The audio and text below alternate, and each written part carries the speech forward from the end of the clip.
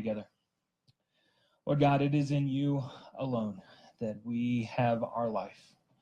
And Lord, we praise you and lift you up above all else today, celebrating the resurrection and Lord, looking to you for a word of life. So Lord, we lay our hearts before you, and God, we ask you to speak.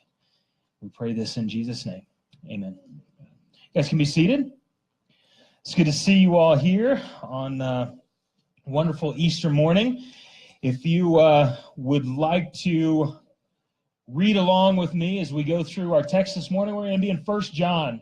1 John chapter 1. I'm going to kind of go from a little bit of a non-traditional spot as far as resurrection story, but bridge us back to what Christ has done and the power that we see and the life that he offers us through the resurrection, as seen through the eyes of John and what he references there. So 1 John chapter 1, verses 1 through 4. We're going to begin this week. We're going to begin a series. And so for the next month or two, we're going to be in 1 John and just exploring the depth of what John has written as far as two specific churches and what he did after the Gospels. We know he wrote one of the Gospels. He also wrote the Apocalypse or the Revelation.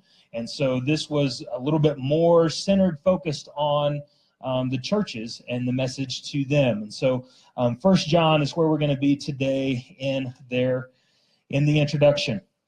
Do you guys all have, you probably do, you probably all have the key in your house that you have no idea what it goes to? You guys have that? You guys have that? And maybe like once in a while, you'll pull it out and you'll think, you know what? Maybe you like open up a box and it's got a bunch of locks in it or something, and you think, oh, you know what? That key, right? And you go back and you try the key in all of those places. You think it's got to be an important key. I'm going to keep it around, but I'm not really sure what it goes to. And you never really seem to discover what it goes to, right? We all have those keys. And then we also have the other keys, the essential key ring, right? The essential key ring that goes to life, that has the car key and that has the work office key, that has the house key, that has, the things that specifically what they go to, and you carry them around, and those are essential for life.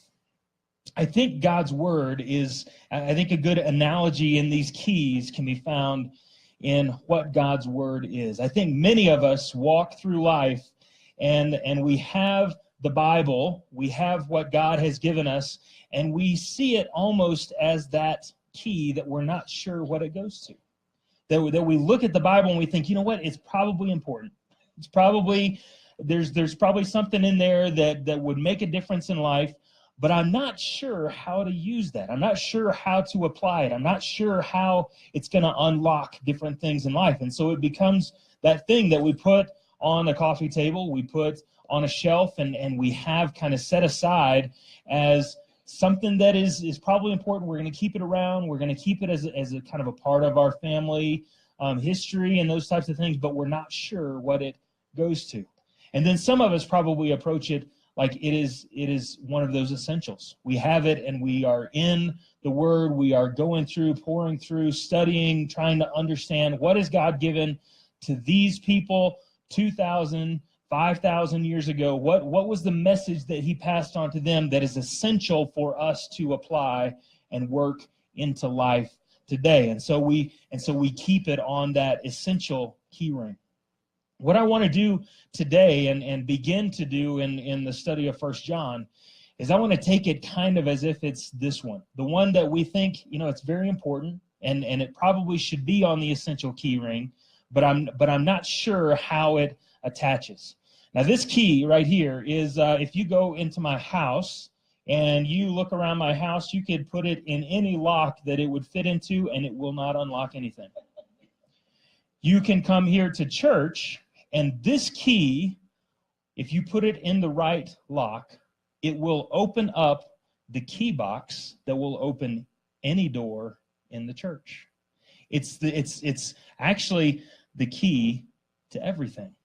And so that's what I want us to think about. Maybe the Bible has been that key that we thought, it's important, but I'm not really sure what it's for. Let's kind of change our perspective and say, this may be the key to every key that is going to unlock in life.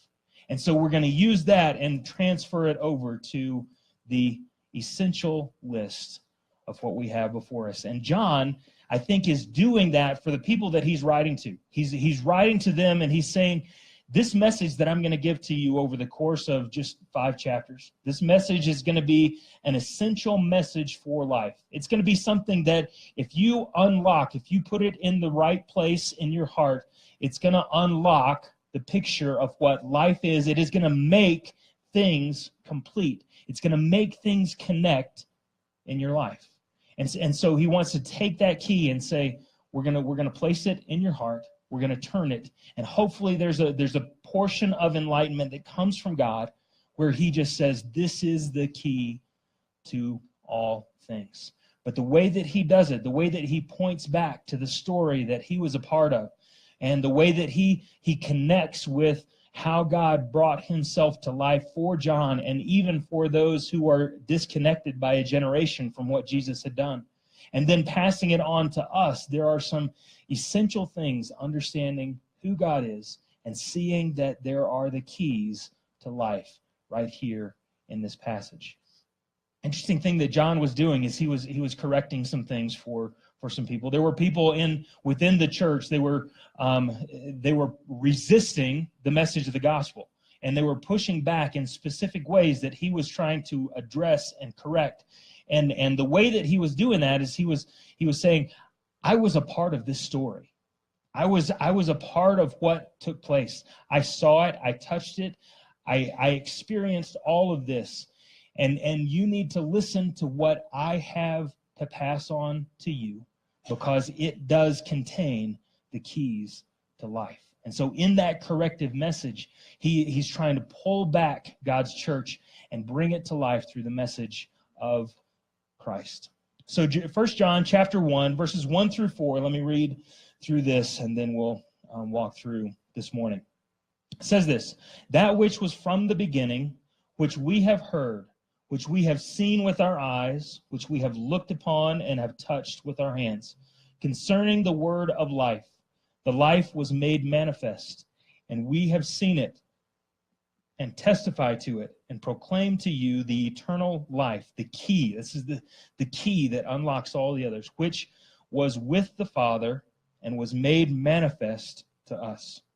That which we have seen and heard, we proclaim to you, so that you too may have fellowship with us. And indeed, our fellowship is with the Father, with the Son, Jesus Christ.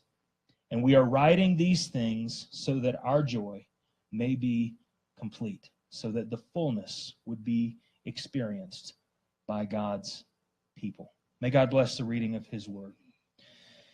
Have you guys seen a movie? It was out several years ago, a movie called The Notebook. I think it was based on a book by Nicholas Sparks, maybe, and a story that we come into, and you have an elderly man who is coming in to visit a lady that is in a nursing home.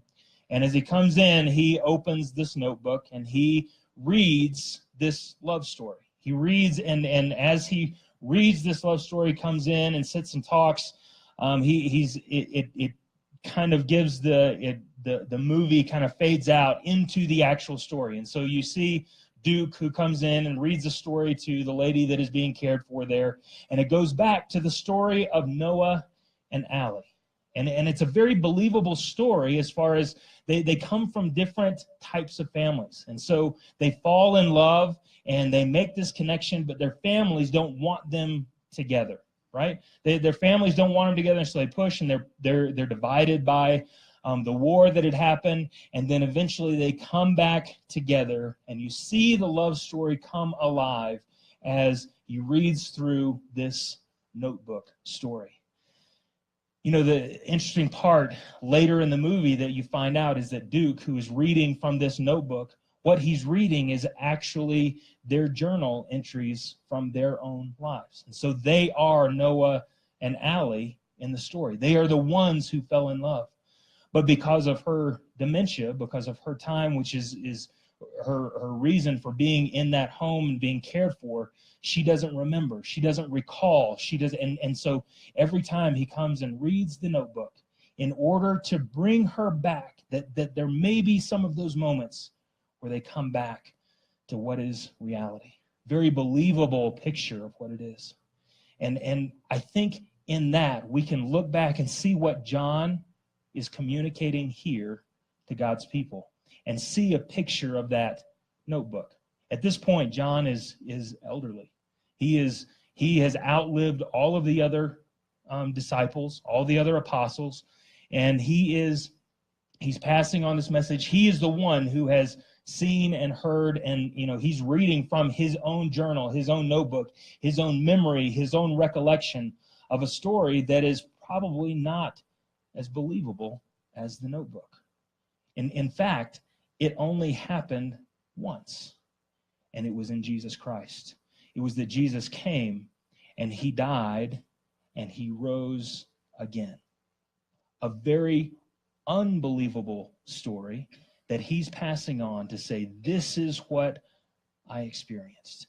And so giving them the key, if you'll take this key, it happened once, and you listen to my experience, you listen to what took place, how this love story unfolded between Jesus and the people that were following him, that you turn that key and it comes to life, and it will, in fact, not only just bring a story of the past to life, but it will bring us to life as we experience the presence and the power of the resurrected Christ. So he begins with that idea of the experience. He begins with that time, opening the notebook and saying, these things from the beginning, kind of a recollection back to the gospel story that he told. In the beginning was the Word was with God, the Word was God.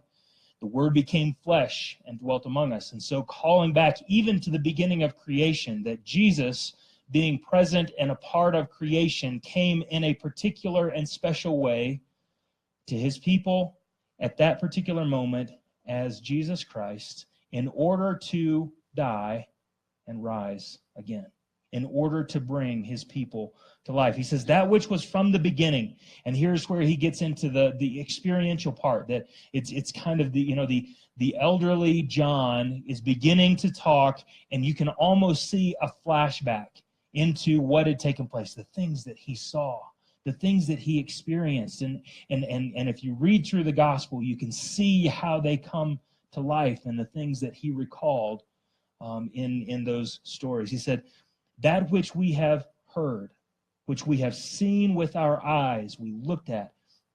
And right here he says, which we looked upon and have touched with our hands. And that the language that he uses there is something that is not just, I saw Jesus and I patted him on the back, I shook his hand a few times, and it was that we were ingrained in life together. We were in boats together. We were sharing housing in close quarters together. We were leaned against each other at dinner time.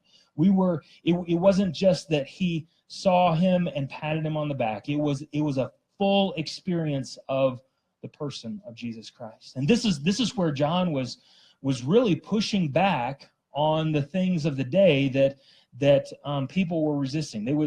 They came up with the idea that Jesus was more of an illusion, that in his death and his resurrection, that's how they explained it. That he appeared as a man, but that he wasn't really there. And it was more of kind of an illusion that he was around, and then he could die, and then he could come back, because he never was actually there. He just appeared to be there. And so John is saying, no, he was there. I touched him. I saw him. I smelled his body odor, right? He was an actual person that I experienced. He said, this is who I have been. And I want to tell you concerning the word of life, concerning Jesus, I want to tell you the things that I experienced. And in that moment, you can almost, if you know the gospel story, you can almost kind of go back and those stories come alive, like in the movie, where he begins to read and it just comes to life, where those two are interacting and everything. And you see John sitting in his boat, washing his nets, and this teacher that comes up and says, come, follow me. I will make you fishers of men. And as it begins to follow, he goes to the wedding at Cana, and he sees Jesus turn water into wine. He sits and he experiences the time where Jesus feeds the 5,000 with just a few fish and a few crumbs. And he sees how Jesus heals those who were in front of him, and all of the things that took place, and then hearing all of the teaching, hearing all the instruction. You can see and you get into his experience of what he saw, heard, felt, everything, and into that story. He says, this is the word of life. This is what I have invested my entire existence in, making sure this message comes to life for you. He says, this is what has brought me to life. This is the words of life. Jesus is that message. And interesting piece about John, the apostles. You think about their lives and the testimony that they had, the connection that they had in life. They were telling of what they had experienced. And after Jesus died, after he rose again, sent the Spirit upon them, they lived decent lengths of time afterwards. Yet they did not turn back. They didn't turn away. They weren't looking at it to say, I'm not really sure about what he did. I'm not sure, maybe he was just an illusion. Maybe he just came back and it just kind of appeared to us that way. They were full on dedicated. God had brought them to life through Christ so that they would in turn give their lives for this message that Jesus had instilled inside of them. So when John is saying this, it kind of goes back to that passage in 1 Corinthians where it talks about how he appeared to Cephas, how he appeared to the 500, most of whom are still alive. Some of them have passed away. And then to all the apostles, to the others that were around, and even to Paul in an unusual way, in a vision. He appeared to him and really came to life. They experienced who Jesus was. He was the manifest presence of God among them.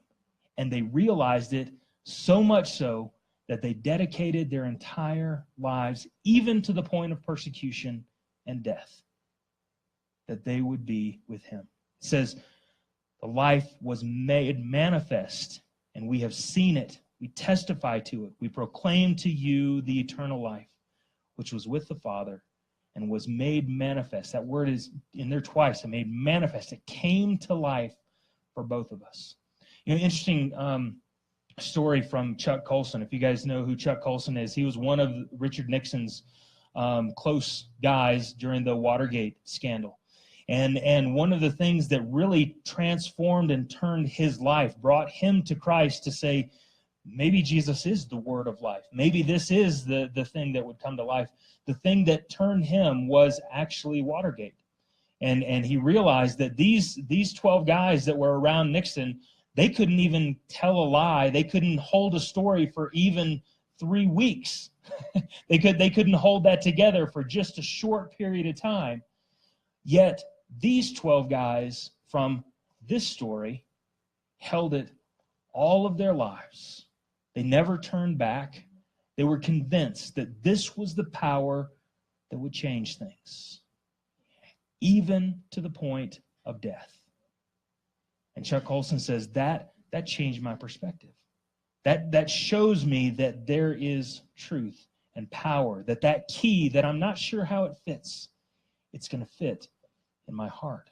It's going to be the manifest presence of God come to us because of what we saw in these apostles' lives, because of what they lived for, what they died for, what they passed on to future generations, because of the resurrection of Jesus Christ. That was, if you go back to the Apostle Paul, unless the resurrection happened, everything is in vain. Unless the power of the resurrection, everything is in vain. There is no power apart from that it overcomes all things and brings us to life. A difficult part for us, I think, as we sit here in 21st century and in church together, and thinking of the manifest presence was clear to John. And he walked around with Jesus. He followed him. He watched miracles happen. He was there when he died. He saw him risen from the dead. He saw, in the ascension, transfiguration, all those things John was a part of, all of the main things that would happen that were recorded about Jesus. And you know that when he's telling the story, there's a part of it that we believe through what he said, right? That we are standing on his shoulders for that presence of God to say, yes, this is the truth. This is what God has done. This is the one that God sent in Jesus Christ in order for us to see the resurrection power of what God has in store for us. We can connect to that. But how does it become manifest and real for us? 2,000 years removed. We can't go back and look at video footage. We can't go look at the replays from the things that Jesus did and all. We have the stories that were written, but we can't go back and look at, okay, that's what my eyes can see. And it's not trick photography. It's not, this is what happened. We can't go back and experience like John did. But what I suggest is that connecting to the real resurrection power of God, the life that John says, this is what has changed life, still changes lives today, 2,000 years removed. It may not be that we see, touch, feel Jesus Christ himself right in front of us, but we, through faith, feel the effects of the power of God's Spirit changing our lives. That's where the key comes into our heart, where it turns and it begins to unlock, where it moves from, I think this is kind of important, and I'm going to keep it around. It moves from there to, these are the words of life that God has given to us. I should listen carefully as to what they unlock in life. It's where it moves into that place where, through faith, we begin to look to God and listen carefully to what he has. His Spirit is promised to us. And so what takes place when that manifests inside of us today is that it changes our perspective. It changes our approach. It changes the way that we look at life. That we may be coming to a place because of experiences, because of things that happen in childhood, because of things that happen all throughout our lives, that we look and we begin to believe lies about ourselves, that you're not good enough. You're inadequate. You can't come before God. Why would God love you? You are unlovable. We take small experiences and we apply them to all of our lives and our identity. And we say, this is who I am. I am the unlovable. I am the one who is inadequate, who can't measure up, who is afraid, who is stressed and worried. And we apply those and we take those on ourselves. And the power of God in our hearts unlocks a different picture and a different power that shows us that there may be points to where we are not good enough, where we are unlovable, but that doesn't define who God has created us to be. That because of what Jesus Christ did on the cross, because he died and then he rose again, he has given us a power to say, you know what, those things are difficult situations, but they don't define who I am. What John would say, what Paul would say is that because of the power of the resurrection, because of the power of what Christ did in laying his life down for us, it brought us into a different experience together as the family of God.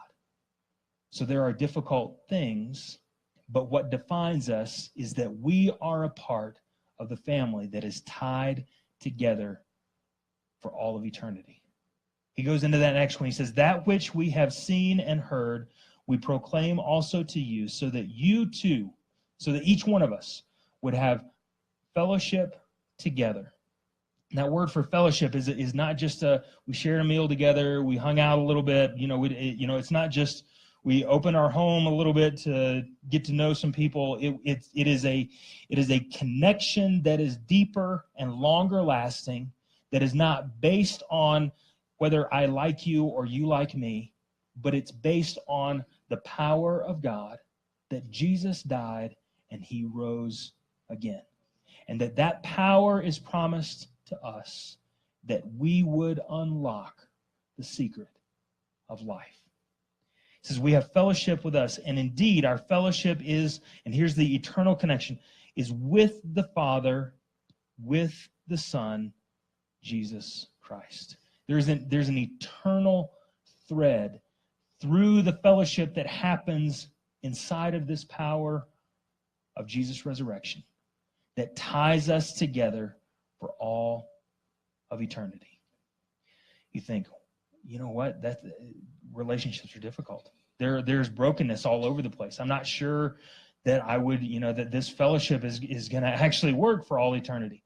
But the thread is that it is based on who God is, not what we do or how we perform.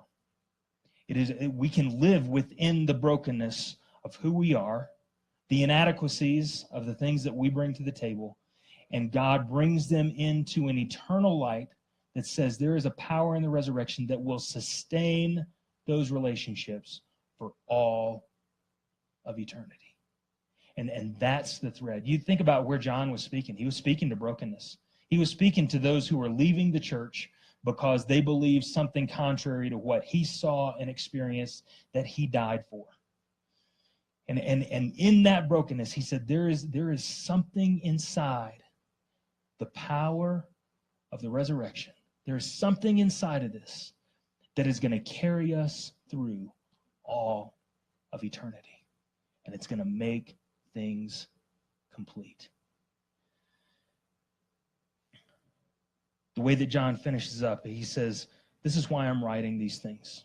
I'm giving you this key that is essential to unlock all of the other keys of life. I'm giving you this key to unlock and understand what this is. I'm writing you all those things so that, the last verse, so that our joy may be complete. So that there is a completion. There is a presence together because of the resurrection of Christ, because of what John had experienced, because of our acceptance into that and his presence within us, even though we didn't see, touch, and feel Jesus himself when he was here on the earth. That there is a manifest presence, a fellowship that carries through eternity that is going to join us together, and it's going to make everything complete, because John sees that this message just simply inside of him there's almost an incomplete part of it, because it needs to include all of those that God would call into his kingdom. That there is a completion that needs to happen with us together, rather than just something that happens in one person's heart. Going back to that story of the Notebook, if you know the story, the way that it comes towards an end is he's telling the story, he's reading the story, hoping that there are going to be those moments where she comes back, where she connects and remembers what they have together. And towards the end of the movie, they have that moment where she comes back. She realizes, this is the man that I love. And he knows it all along, right? He's reading through and he's connecting, and they have this moment. And it's full of fear. We're not sure what's going to happen. When is she going to go back into the dementia again? But right now, right here in this moment, we are complete. They lay together and they die together on that bed. There's a picture of that enlightened moment of them coming together that is what John wants for God's church. That what he saw and experienced, he wants us to feel in manifest presence, even though we didn't go there and see that. And that in that fellowship, there would be a point of enlightenment to where our hearts would come alive, we would make that connection, and all of a sudden we would see together with the resurrection power of God that we are connected for eternity in what Jesus Christ did in his death, his burial, and his resurrection. As we conclude today, I want you to consider that key. Consider that key, which is the word of life. How is that fit in your life to this point? Is it something that is seen as, I think that's important?